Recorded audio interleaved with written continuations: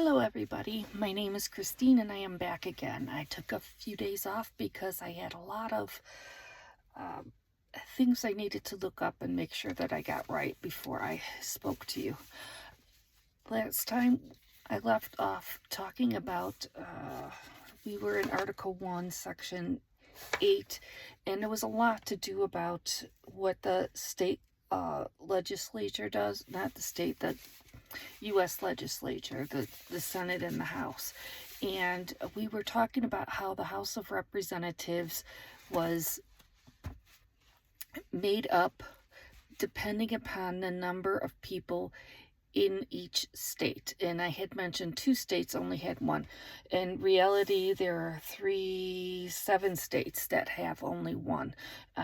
Alaska, Delaware, Montana, North Dakota, South Dakota, Vermont, and Wyoming. All seven of these states have less than 710,000 people or so. I didn't look up the exact amount that each state has, but they don't have enough states to have, people in each state to get more than two, whereas California has 52, and here in Illinois we have 17. Now, a couple things that I didn't explain was that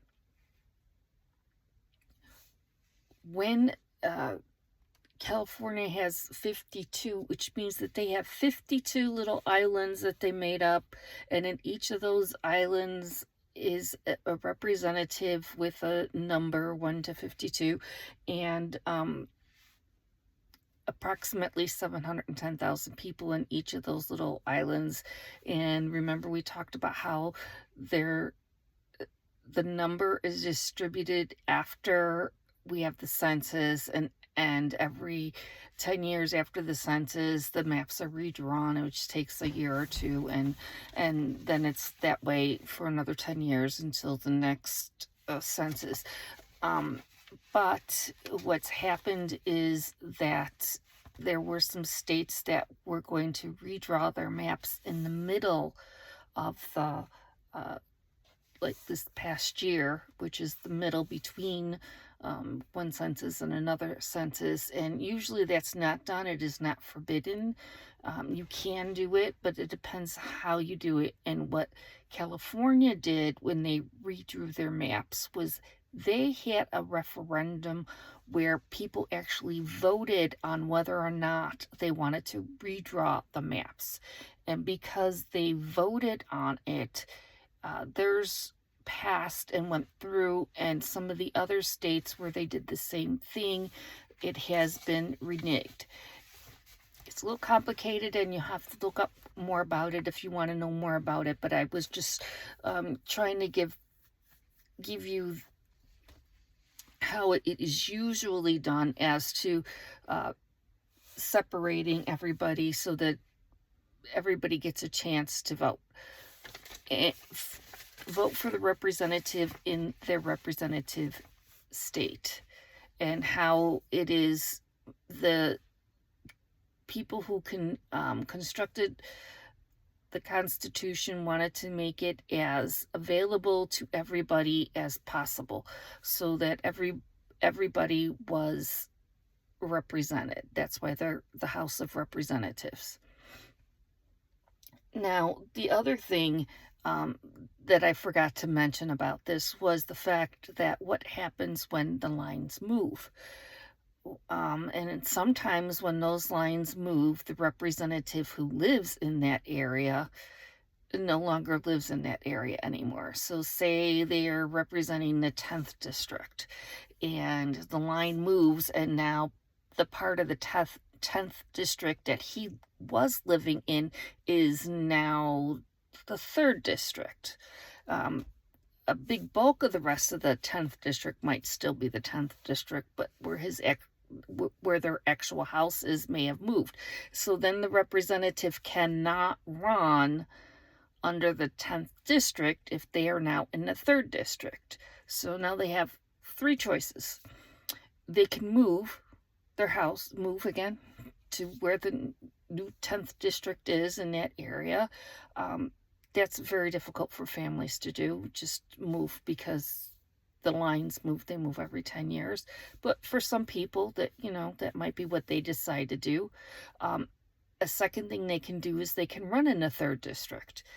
That again could be something that somebody chooses to do, but a lot of times if you have a strong incumbent in that area who is Democrat or Republican like you know, the same as you, then that might not be a good choice to make, because you would be splitting the vote between yourself and the other. Say it's a Democrat.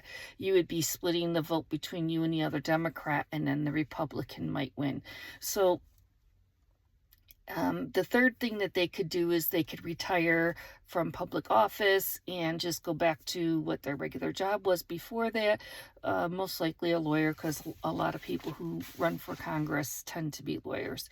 And that would be the end of that. But I just wanted to let you know that the district stays, when the district moves, if you're representative, you have to still be in that district. So it's not just that you're a member of the state, you have to actually be living in the district that you're representing. So another thing I wanted to talk about is the fact that, okay, I live in Illinois. In Illinois, we have 17 House members. And like I said, in California, there's 52. But what kind of gets confusing sometimes to people is they don't realize that we have a state house and a state senators, as well as the U.S. House and the U.S. senators. And there's a lot more in the state than there are for the United States. So here in Illinois, you know, we only get 2 senators, because every state gets 2 senators. For the United States, 2 United States senators, but we have 59 senators in the state of Illinois. And for the U.S. House, we get 17 U.S. House members. But for the state of Illinois, there are 118. And we have 102 counties, so that's a little over 1 for each county. But it's split by population, so it's not going to go to each county. You can't separate it by county that way, although I still think blocks of counties would make more sense, so that we're not drawing these maps that are so oddly shaped and bipartisan. I think everything works better when everybody's kind of mixed up better, than instead of pitting everybody against each other. I think we're more alike than we are different. So those are the couple of things that I wanted to talk about in this video, and I'm going to do another one right after this. I just don't want the videos to get too long, because next we're going to talk about Article 1, Section 9, and it is very long. There's a lot to go over in that. I don't know how far I'm going to get. I don't really like these going more than about 15 or 20 minutes. Because I want people to want to listen to what is going on. I also want to reiterate that I am doing this because it is the 250th anniversary of the document of our Constitution of the United States. And even though things are kind of crazy a lot of days right now, with people pushing boundaries, I still think it's very important that we celebrate the fact that we broke away from Great Britain, that we wanted freedom, that we saw things differently than most other countries, and that we made this Constitution. People really thought about what they wanted to see, and it's been 250 years. And okay, yes, there are some issues that can be addressed, and hopefully will be addressed in the coming years. But for the most part, this document has really held up very well. There's been other times in our country when things have been pretty bad. I mean, the Civil War was pretty darn bad, but we managed to get through that, and we'll get through the I think it's more like growing pains right now. and I think we'll get through that too. So I will be back with another one shortly. Thank you. Bye.